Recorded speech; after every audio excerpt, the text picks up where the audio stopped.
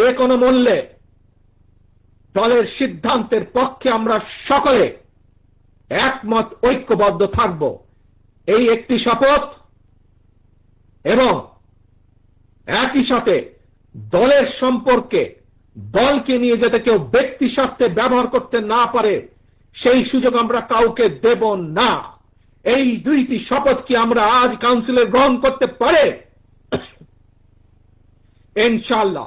অত্যন্ত গুরুত্বপূর্ণ বিষয়, যেই কথাটা আমি বার বার বার বার বলে এসেছি, কেউ যেন আমাদের নাম ব্যবহার করে, এই দলের নাম ব্যবহার করে, বিএনপির নাম ব্যবহার করে তাদের ব্যক্তি স্বার্থ হাসিল করতে না পারে।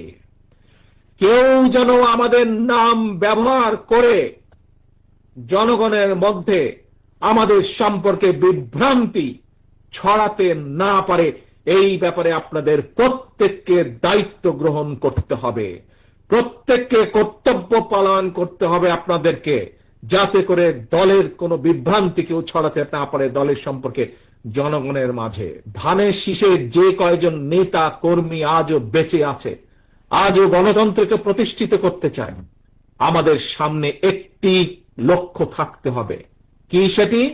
সেটি হচ্ছে যে কোনো মূল্যে আমাদেরকে ঐক্যবদ্ধ থাকতে হবে, এর কোনো বিকল্প নেই। আমাদেরকে থাকতে হবে ঐক্যবদ্ধ। যে স্বৈরাচার তো বিদায় হয়ে গিয়েছে, পালিয়ে গিয়েছে, কিন্তু অদৃশ্য শক্তি কিন্তু ধীরে ধীরে মাথা চাড়া দিয়ে উঠছে। মনে আছে আপনাদের? এই কথাটি আমি বিভিন্ন সময় বলেছি, আজকে থেকে প্রায় 1 বছর আগে আপনারা বহু মানুষ সেদিন সেখানে উপস্থিত ছিলেন। প্রিয় সহকর্মী বৃন্দ, ধানের শীষের প্রতিটি কর্মী, সমর্থক, ভোটার বৃন্দ, আজ আমার 1 বছর আগের কথা কিন্তু ধীরে ধীরে দৃশ্যমান হতে শুরু করেছে।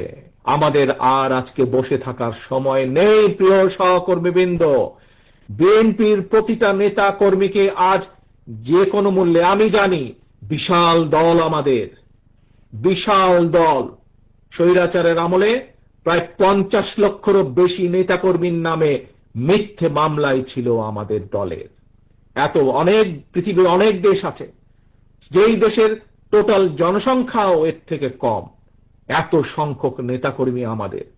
থাকতেই পারে বিভিন্ন নেতাকর্মীর বিভিন্ন মতামত, থাকাটাই স্বাভাবিক, কিন্তু দলের যখন একটি সিদ্ধান্ত গৃহীত হয়ে যাবে, আমাদের কাজ হচ্ছে দলের সিদ্ধান্ত